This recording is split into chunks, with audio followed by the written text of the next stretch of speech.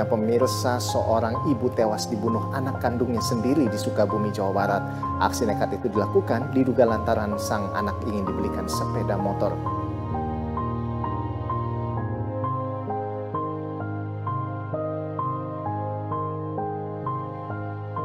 Kisah seorang pemuda dari desa kecil yang berasal dari keluarga terhormat.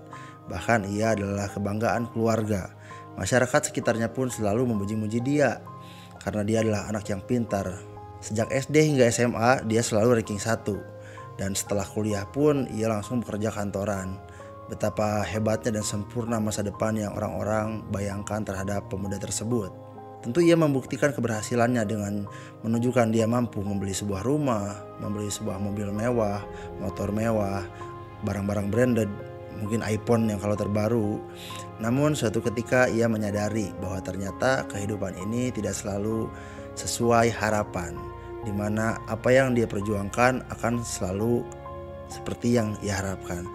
Ternyata ia hanyalah seorang karyawan biasa di perusahaan besar. Suatu ketika masyarakat di desa ia tinggal dikagetkan dengan berita bahwa ia telah dipenjara.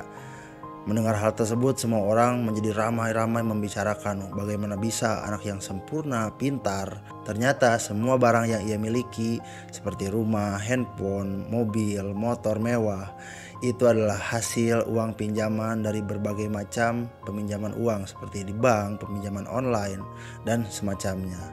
Setelah itu ia dipenjara dan masyarakat hanya bisa menertawakan. Dan tentu barang-barang yang ia miliki akan hilang juga. Dan pujian yang selalu ia dambakan akan musnah selamanya. Karena ia telah membohongi dirinya sendiri dan membohongi masyarakat. Apa poin yang bisa kita ambil dari kisah tersebut? Apakah kita rela menyanyiakan hidup kita hanya untuk gengsi dan mendapat pujian orang lain? Maka dari itu kita akan membahas lebih dalam. Halo, perkenalkan, nama saya John Palepi. Kembali lagi di video Setengah Tua Setengah Muda yang akan selalu membahas tentang kehidupan ini. Berbicara tentang gengsi atau dipandang hebat oleh orang lain, mungkin pandangan ini sudah ada sejak manusia ini memiliki kesadaran atau hidup di muka bumi ini. Seperti misalkan orang-orang primitif beradu hebat tentang mendapatkan hewan buruannya. Seperti para filsuf yang beradu hebat untuk mengemukakan pikiran-pikirannya, para ilmuwan-ilmuwan hebat yang menemukan listrik, menemukan lampu, menemukan telepon, dan orang-orang abad ke-19 yang beradu hebat tentang kekuasaan, kejayaan, kehebatan negaranya, dan menguasai negara lain. Itu mungkin diawali dari sebuah gengsi atau diawali dari sebuah keserakahan. Dan di abad ini kita beradu hebat tentang bagaimana memiliki kehidupan yang terlihat bahagia, bagaimana memiliki pernikahan yang mewah, bagaimana memiliki mobil yang mewah, memiliki motor yang mewah, memiliki barang-barang branded, baju-baju mewah, iPhone 15 Pro Max.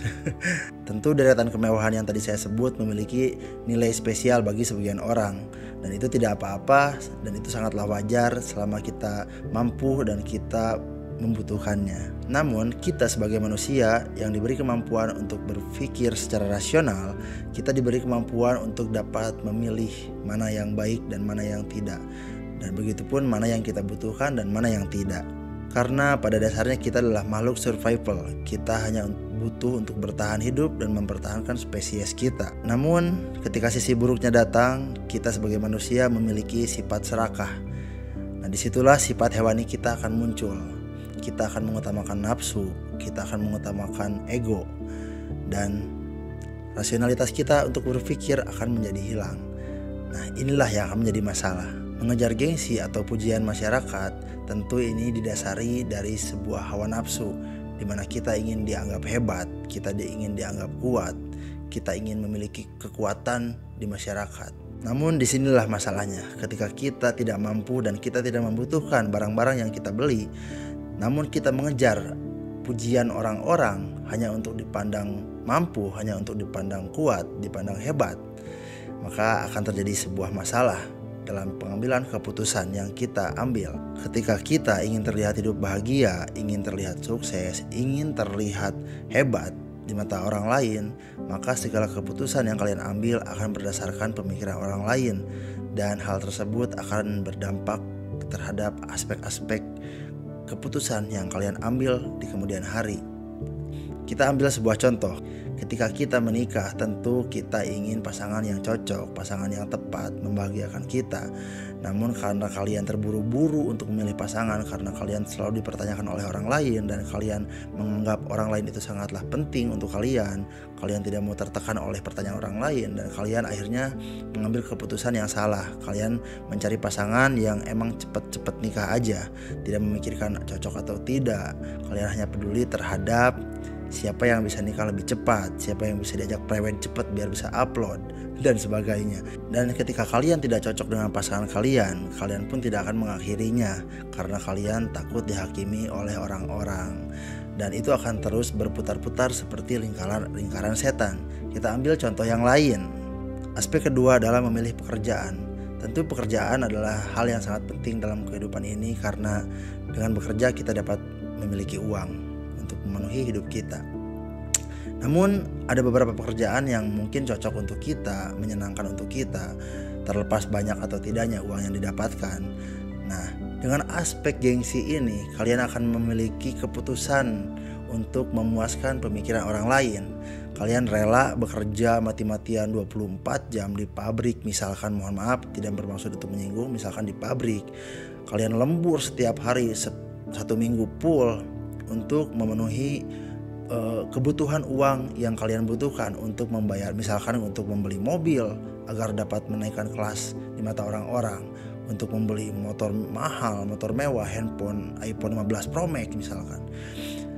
Apakah ini yang kalian butuhkan? Tentu kalian harus bertanya kepada diri kalian sendiri apa yang kalian butuhkan. Namun ketika kalian mengambil keputusan membeli barang-barang hanya untuk memuaskan orang lain, dan ketika kalian jatuh, orang lain tersebut tidak akan membantu kalian. Ini adalah hal yang harus kalian pertimbangkan. Karena ketika kalian jatuh, misalkan kalian di PHK, kalian tidak mampu menyetor uang untuk melunasi mobilnya dan mobilnya akan disita, tentu kalian akan kehilangan pujian dan barang-barang tersebut. Dan jangan dilupakan kesehatan dan kebahagiaan kalian juga harus dipikirkan, karena bekerja 1 minggu itu akan menghilangkan kehidupan kalian. Kalian kehilangan banyak momen dalam 1 minggu itu, bahkan kalau misalkan 1 tahun, 2 tahun, 3 tahun. Nah, tentu ini adalah preferensi. Mungkin ada sebagian orang yang memang senang dengan keputusan ini, karena kalian ingin bekerja keras untuk memiliki mobil, untuk bisa terlihat kaya untuk di mata orang lain. Ya kalau itu membuat kalian senang, ya tidak apa-apa. Namun kalian harus bertanya kepada diri kalian juga, apakah itu yang kalian inginkan dalam hidup. Kalau kalian tidak menginginkannya, maka kita lupakan pemikiran orang lain. Nah, tentu masih banyak contoh-contoh lain jika kita mengambil keputusan atas pandangan orang lain. Ya, kalian bisa komen di bawah apa aja. Seperti misalkan dalam kehidupan itu banyak banget ketika kita memikirin gengsi ya. Kalian sebut di bawah aja, kita akan berdiskusi. Lalu apa poin di video ini? Kalau gue nyalah-nyalahin terus bahwa kita generasi yang buruk, kita terlalu kemakan gengsi. Mungkin gue pribadi juga sama ya. Nah, cuman daripada kita terus mengeluh dan terus berjulimat seperti ini, kita akan mencoba mencari bagaimana cara untuk menyikapinya. Tentu untuk menyikapi hal ini tidaklah mudah, karena di era sosial media seperti ini informasi sangatlah cepat gitu. Kita bisa melihat orang miskin 2 menit lalu dan 5 menit kemudian kita melihat orang kaya banget gitu. Jadi kita sangatlah diacak-acak gitu mau jadi apa dalam kehidupan ini. Tentu ini sangatlah membutuhkan sebuah pemikiran atau sebuah prinsip untuk tidak terpengaruh oleh arus sosial media, arus masyarakat, untuk tetap di jalur kita. Mungkin kita bisa melihat diri kita sendiri, apa yang kita butuhkan, apa yang kita inginkan, dan kita mengenali kemampuan diri kita. Mungkin dengan itu kita akan menyadari bahwa di mana posisi kita. Yang mungkin bisa kita lakukan adalah menjadi stoikisme seperti Perry Irwandi. Kita tidak perlu mendengarkan pendapat orang lain. Pendapat orang lain tidak akan berpengaruh terhadap keputusan yang kita ambil, terhadap kebahagiaan yang kita nikmati. Jadi kebahagiaan yang kita miliki ini berdasarkan apa keputusan yang kita ambil, bukan berdasarkan apa yang menurut orang lain pantas untuk kita. Maka setelah itu saya yakin kalian juga akan bisa untuk terlepas dari hal tersebut. Dimana beberapa tahun ke belakang saya juga mengalami hal serupa, dimana keputusan yang saya ambil berdasarkan pemikiran orang lain. Namun setelah saya mengenal stoikism, saya merasa hidup ini lebih tenang. Meskipun akan selalu ada gangguan atau kerikil-kerikil dalam perjalanannya, namun saya merasa sekarang saya tidak dipengaruhi oleh keputusan orang lain. Saya merasa apa yang saya lakukan ini berdasarkan apa yang saya inginkan dan saya butuhkan dan ingin saya lakukan. Maka ketika saya gagal atau saya tidak merasa puas, saya tidak akan menyalahkan apapun. Saya akan menyalahkan diri saya dan terus bangkit untuk mencoba lagi untuk mencari sebuah rasa kebahagiaan. Dan mungkin ini sebuah video yang kurang lengkap. Mungkin di video yang lain saya akan lebih rincikan lagi karena ini video konsepnya berjalan aja ya. Kita akan terus menyampaikan sebuah pemikiran dan mencoba untuk merubah bangsa Indonesia ini ke arah yang lebih baik mungkin ya.